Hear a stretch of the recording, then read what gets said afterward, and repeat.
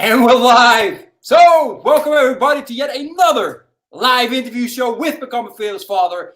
And I'm accompanied by Jake Anderson. Jake, thank you so much for hopping on. For all you people that listen to me on Thursdays at the late night show now, are like, wow, you're loud. Usually you're quiet. Yeah, the kids are still up, so I can be as loud as I want right now. And they probably hop on in a second to come join us and say hi. But anyway, Jake, let's get the show on the road, man.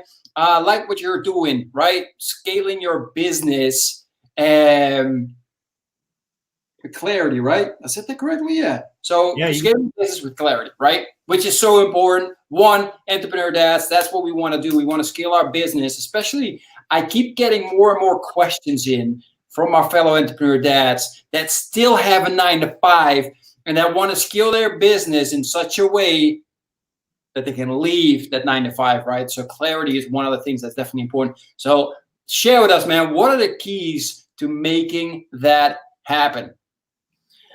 So, you mentioned that transition from 9 to 5 into full time with your business. And I can vividly remember that time back in 2014 when I made that transition. In fact, the day I left my full-time job was also the day I had my firstborn child. So all that happened at once for me, and it was a very scary moment. It's surrounded by fear. That whole decision's surrounded by fear. And the best way to get past fear is having clarity around the decisions that you're making. So during the year prior to the lead up of me leaving that job, I had hired a business coach. I was working with her. Highly recommend, don't have one, because they definitely help you with clarity and help bring objectivity to your decision making. So that's definitely one of my biggest pieces of advice for anybody who's in business. Like, get a coach, a good coach that can bring clarity to your situation, because they're seeing it through a different set of eyes. And she said, she just gave me a layout. She said, you need to put down some projections. What do you need to do? What do you need to make? Let's look at I really was also measuring momentum in my business growth, because I left after a first year of starting my company, my job. And, but even before that, I had kind of, planted some seeds out there and had gotten started in the industry. So I just went into it with a plan, and I took the fear and I brought objectivity to the fear and really understood the decision that I was making. And it made what's the worst case? What's the worst that could happen? I could always go back and get another job. There's plenty of jobs out there. It wasn't really a concern of mine. And I was very confident in, the calculation of risk that I was taking.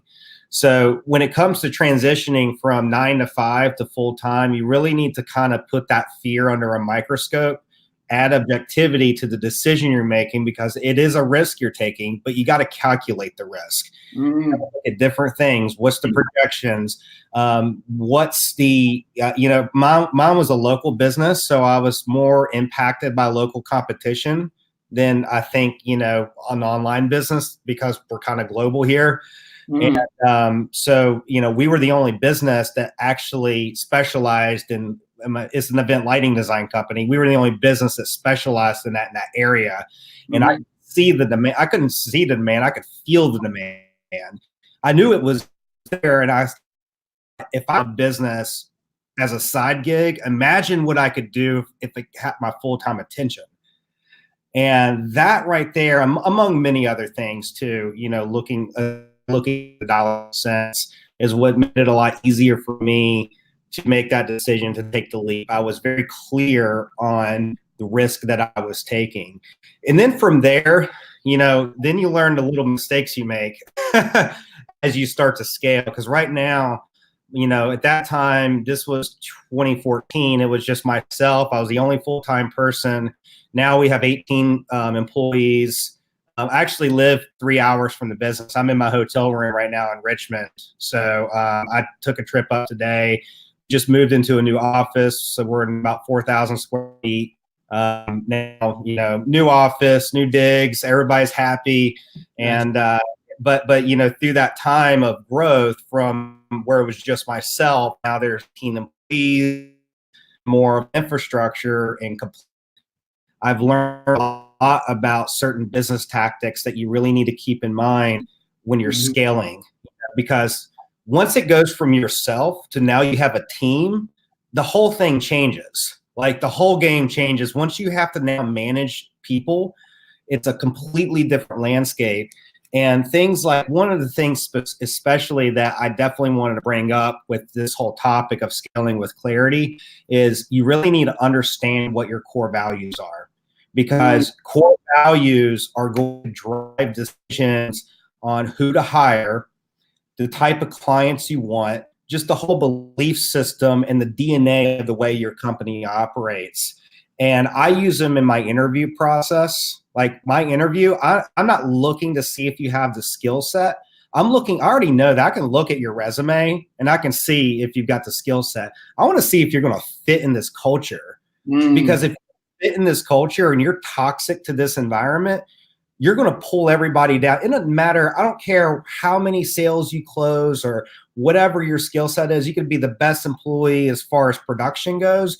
But if you're dragging down the team because you're not a good fit for the culture, you need to go.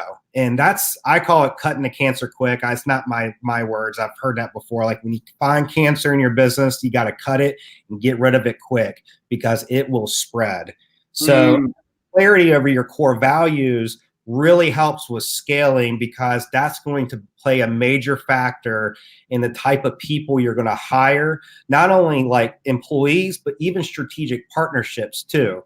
You want to align yourself with people who share similar business philosophies yourself, and having a good, strong foundation of what your DNA is as an entrepreneur and what you're implementing into your organization is super, super important when it comes to scaling. And that's what's going to give you the clarity to go, you know what, this doesn't fit within this DNA here, so it doesn't need to come in here. It needs to, that's how it work. There's a book that I highly recommend. It's the best business book I've ever read. It's called Traction by Gino Wickman. That's Geno Wickman. My business coach had me going through Traction a couple years ago. It was a game changer, complete game changer. That's when I really started getting into my core values. There's the Vision Traction Organizer, which is like a way to kind of create a very simple and actionable business plan that's not overwhelming. It's literally 2 pages. And it's great.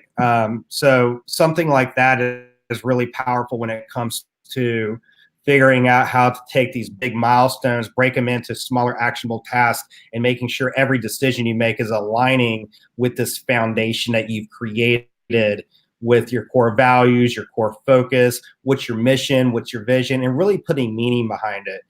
Don't listen.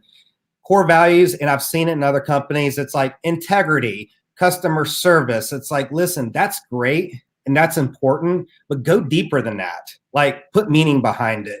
And I'll give you an example. Like one of my core values is team is family. Like all my employees, like we have our core values hanging up in our warehouse where everybody can see it. Team is family. And the communication, I put a description next to it, like what the meaning is behind it. And the meaning behind that is that we are a family. We have each other's backs when we need it. We're not here to compete against each other. Like I don't put any kind of policies in place that creates any unhealthy internal competition. Well, they're not paid on commission. Like I don't do commissions. It doesn't work within my particular business model for various reasons I won't dive into. It's not that I don't agree with paying commissions. I just know that within my particular business model, commissions would create an unhealthy work environment between my sales staff for various reasons. So, making sure you're communicating to your team, and anytime we're having decisions about certain things, we can all relate to those core values because that's the way we run. That's our belief system and that's how we operate. And if you don't align with that any of those core values, you're going to stand out like a sore thumb. And, I had to fire my general manager last year, Klaas. It was not easy. He didn't align with the value system, and I didn't have a strong value system. Like I went back and I redid my core values because I didn't go as deep as I should have gone when I first developed. it was that kind of boilerplate, of course, customer service is important. Like it should be important. Like really get down deep with your core values and put meaning behind it. And that's going to make it a lot easier for you when you're hiring people and you're building a culture, because that's where when you start bringing in a team, you're going to have to now start thinking about culture. And that's when things really change for you as an entrepreneur once you get to that point, because you're going to have to scale it. The bigger it gets, the more complex things get. You start having to think about systems, how people are going to operate. Like this morning, I had a whole meeting about systems and communications between sales and production. Who's going to do what? I've got 4 full-time people in production. They all have different roles. I got 2 salespeople, and we got to find the bonds there that's going to make the communication mold together like it's supposed to. And you have to have clarity over how your organization's ran. And I can go on and on about this topic. It's definitely something that has really stood out to me as an entrepreneur, especially now that I've kind of been through some of these stages of growth. And when I look back at it, I think to myself, man, like clarity is everything. Like when you're clear on exactly what you're doing and the decisions you're making and what makes it the right decision versus the wrong decision. Listen, look at me, I still make wrong decisions. I'm not perfect by any means, but it definitely makes a difference when the more clarity you have, the better you are at making business decisions and the easier it is to scale. So.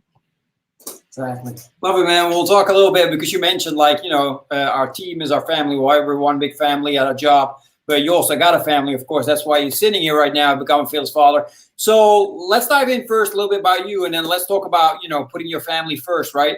And share a little bit we know now that from 2014 you started your own business, but share a little bit of, you mentioned also your first son was born. But share a bit with us. What's the complete background of your family, your marriage, and if there's any other interesting things that you would like to share in regards to your background story, then please do so. Yeah. So I am from a very small town in Southwest Virginia. If you can't hear my mountain twang, that's that Appalachian Mountain country boy right here. So I'm from the Appalachian Mountains, Blue Ridge Mountains, Southwest Virginia, and I have 2 little boys. They're actually around your boys' ages. 3. My oldest will be 6. I think yours are 4 and 6, right, Klaas? Yep. Yes, they are. 4 and 6. So we're living in the same world here. And 2 boys, 3 and 6 is actually originally from Vermont. So we had met in Richmond, Virginia. We lived in Richmond for 7 years. And one thing I want to bring up that really relates to family, and it kind of connects business, because I really came from, when I was starting my business, when my first son was born, I really lived in a very dark place for many years where I didn't know how to check out. I didn't know, how to balance life, family with work. I remember there were many times where my wife would look at me in tears. I just feel like you always put your business before the family. And it's like, no, that's not at all how I feel. I just don't know how to make it seem like that's how I feel, I guess is the way to put it. It was just really tough for me. And I ended up stepping out of the day-to-day operations for my business in 2016 because it was for my family.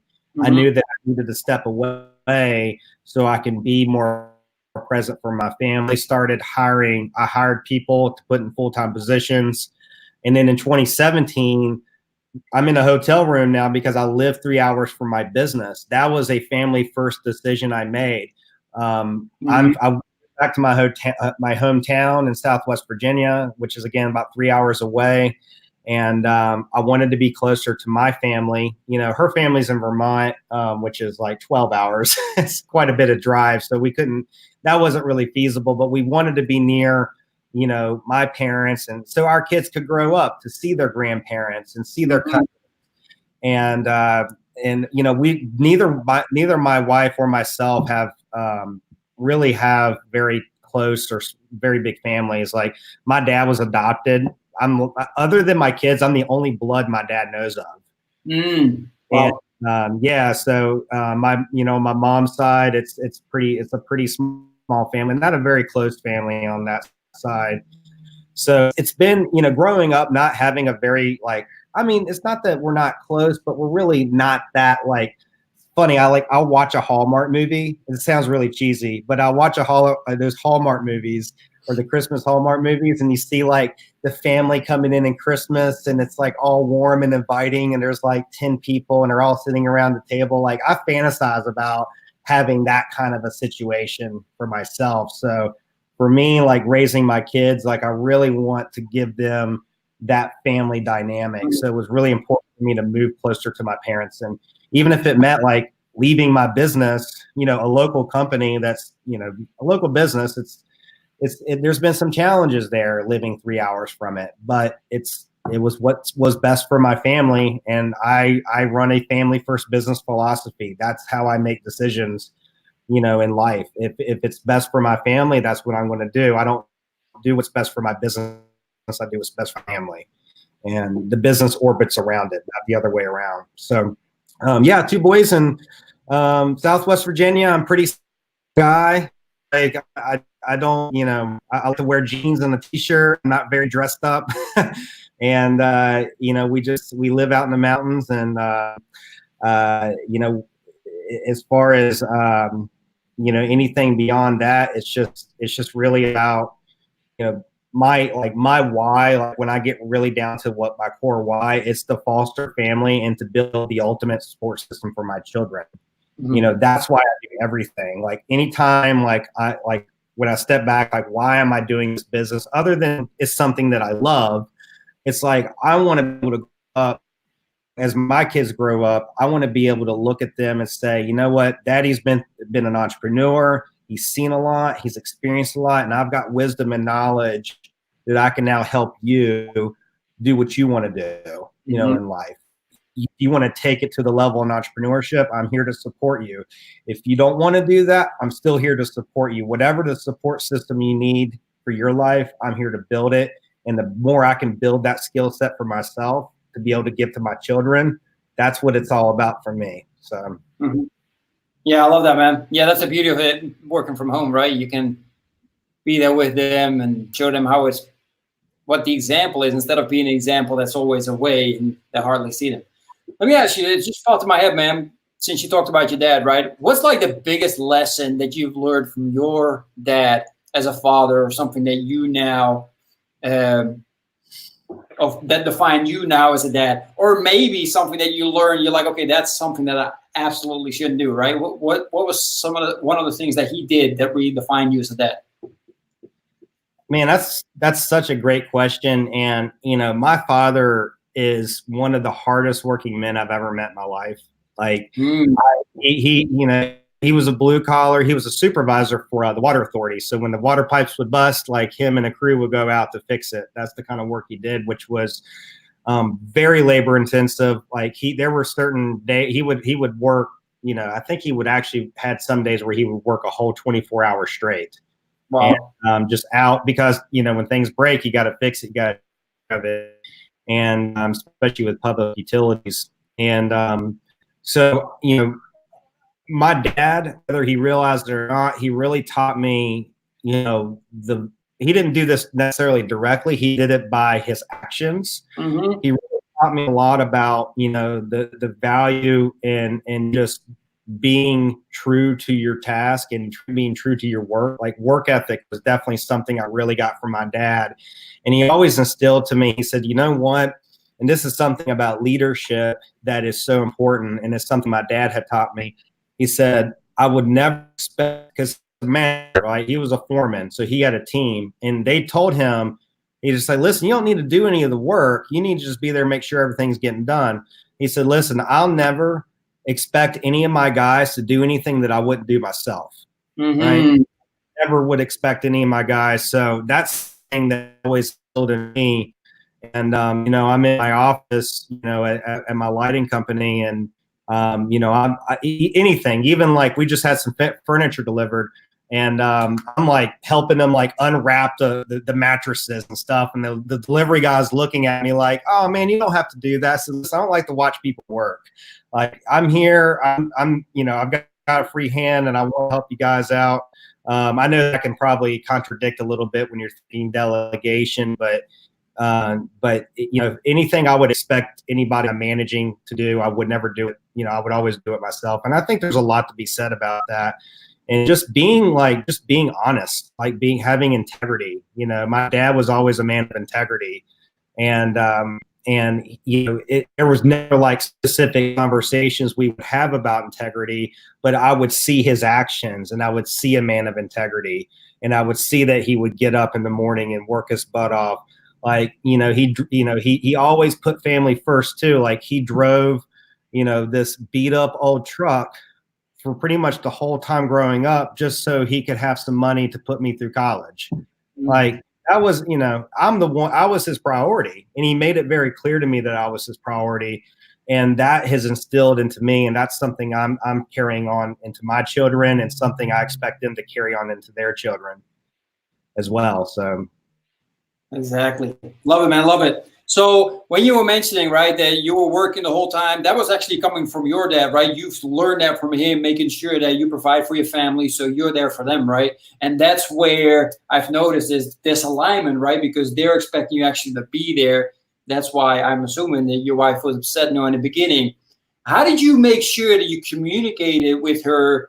And this is just an example, so it doesn't have to be specific about that, but those, it's opposite sex, right? So they think completely different than we do. How do you make sure that you align and each one of you understand each other? Well, there's, so my wife and I I'm trying to think of the term to use to explain this metaphorically. Like, we're very complementary to each other, and from the standpoint that she's like the calm, not the risk taker. She's not like the super ambitious. Like, she just doesn't, she's more of the supporter. I'm like the fire, like, let's go do this stuff. Let's go take the risk. And for her, she always said, like, I'm always going to support anything you do, me or not. Right? She's like, as long as you do what you're doing and you continue to show results, and you're doing what you're supposed to do, like, I'm never going to question anything. Like, I'm going to just trust you until you give me a reason not to trust you. Now, even though there's not necessarily direct communication going on from that respect, what it does is it allows me to, like, as an entrepreneur, like, you've got a vision, right? And there's a certain thing you're trying to accomplish.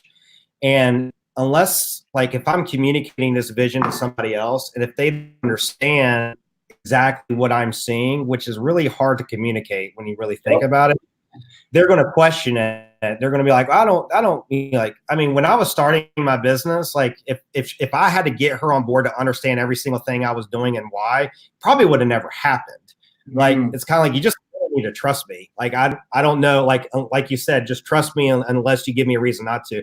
I married the perfect woman being an entrepreneur, because that's what I needed to be able to make it work in a partnership like that. Not a relationship with my spouse. Is I need somebody that's supportive from the standpoint of, I trust what you're doing, I'm not going to question it. But then you get into, like, you're talking about communication too. Like, now we're able to come together and talk about certain things, because especially when you're getting started, it can get a little bit, it gets hard. Like, starting a business is hard. I mean, I don't, maybe for some people, I never thought it was, I love it, I enjoy it, but it's a lot of work. I mean, especially when you're starting, you're wearing every single hat, you're trying to do the marketing and the sales, and you're doing all the back end stuff, and it's a lot. And if you don't have the money coming in yet, now you got to do that on top of an actual job. So a lot of dedication, and it just takes a certain type of person, I think, to really do it and be able to persevere through that. And when you're with somebody that is, that's like that and is dealing with that situation, you have to really communicate to her the progression of what's happening. So I always made sure when I would speak to her, I don't necessarily have to tell her exactly how things are working or what's going on. I just need to report back that, listen, I just landed a client. It's a Fortune 500 client, and this is going to do this for us, and this is what we're doing. And And, since then she's been able, my wife, she does temp, she's a dental hygienist. She doesn't have to work full time anymore. And I've been able to kind of pull her out. So like, those are things that like, and I had to say this to her early on. I was like, listen, you don't see it right now, but trust me, at some point, this is going to change your life. Everything I'm doing right now is going to change your life. And I just need you to believe me and trust me. I don't know what else to say to you. And she did. And it's really worked out. There's still challenges, that you have to work through. I mean, I still have my moments and it's, we've had conversations about this, Klaas. You still have your days, sometimes you have your days that just, you don't, it's not the best of a day and you just, it's okay. You just got to work through it and start fresh the next day. And, but just, it's really important to really keep your wife on par with exactly what's going on. Don't keep any secrets. Like, don't do all that. Just really be honest up front. I think that when it comes to like, I wouldn't recommend, I mean, I don't know. I guess it depends on the type of person you marry. The wife that I married, she's very type B personality, very calm, like just very, very docile, kind of a very docile type of personality. And she doesn't feel the need to know every single little detail what's going on in my business. And I'm not going to like, sometimes I will, sometimes I'll like spray her in her face with the water hose. Like, oh, check out all this stuff that's going on. She's like, oh, like, I don't, you're really overwhelming me. And it's like, yeah, but this is amazing. Look at all this stuff that's going on. And she, she's supportive, but she doesn't need to know every single little business strategy tactic. And I don't need to have it vetted by her. She doesn't see my vision. She just, that's where just trust and belief has to come into the equation. That's really important. Exactly. That's beautiful, man. All right. Look at that. We got to the end already. Really appreciate it. You mind if I ask you one last question? Is that okay? Nope. Yeah. Do we have time? All right. I appreciate it because I told you we stayed 25 minutes. We're a little over already. Because I always like to ask, man, what would be like the biggest golden nugget that you would like to share with our fellow entrepreneur dads? That's something that they, if they know that, it's like, wow, that's really going to help them in whichever area.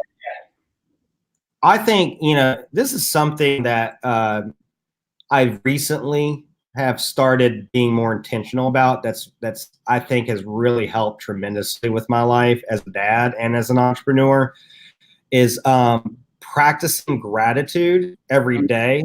But more specifically, I look at my children and it's not anything I'm speaking out loud. I'm usually just thinking it, but you're only like, your time with them is very precious. And when I look at my kids, I always remind myself in my mind is I'm very thankful for this time that I have with them right now, because I know at some point I'm going to miss it. My kids are young and they grow up fast. We're seeing it. Yep. So cherish those moments because you're never going to get them back. And you don't want to look back on your life thinking, man, I wasn't really around for my kids like I should have been. I missed all these things with them. And if that's the scenario, if that's what you're living right now, you need to change it. You need to do. I don't know what it needs to be, but change it and change it as soon as you can. At least put a plan in place to change it. So that was the lesson that I learned when I was working 100-hour weeks and just driving myself over the edge. And I made some pretty hard choices. What was that quote? There's a quote. It's hard choices, easy life, easy choices, hard life. It's the hard choices that you're going to make that's going to make your life easier. So what are those hard choices that you need to make today to make life easier for you in the future? And it needs to be wrapped around your family, because that's, at the end of the day, that's what matters the most. Exactly. Love it, man. Love to end with that. So, Jake, for all of those that are listening now or the replay, whatever it is, right? How can they follow you, get in contact with you, maybe have some extra questions? Share that with us, man. Yeah. So I just launched a Facebook group. It's called Board of Fathers, kind of like Board of Directors, but Board of Fathers. I got a podcast now called Chief Executive Dad. And I'm on Instagram. I'm actually really starting to get my social stuff up more. So I've got a Twitter account, Instagram, and Facebook page. I just actually set up yesterday, as a matter of fact. Nice. So yeah, it's just Jake Anderson _TW for Twitter, Jake Anderson _IG for Instagram, and I think it's Jake Anderson and Co for my Facebook page. Or you can send me a friend request. I'll take it. However you want to reach out to me, send me a message. I'm here to answer, or you can join my group. So I'm in a lot of different corners of the internet. That's beautiful. That's beautiful. Yeah, people definitely check out Jake's podcast. Yours truly has been a guest. So instead of listening to me asking you questions, you get the opportunity to listen to me answer some questions. And we had tons of fun. So yeah. I highly recommend you checking out that podcast. Anyway, Jake, thank you so much for taking the time for hopping on. I know you're busy, especially now that you're in Richmond trying to get, the level of the business going on. Everybody else, thank you so much for being on. Just make sure you hit that like, heart button. Share this if you know that some of your fellow entrepreneur dads could definitely listen to this. And we'll talk to each other very soon. Take care, everyone. Bye-bye.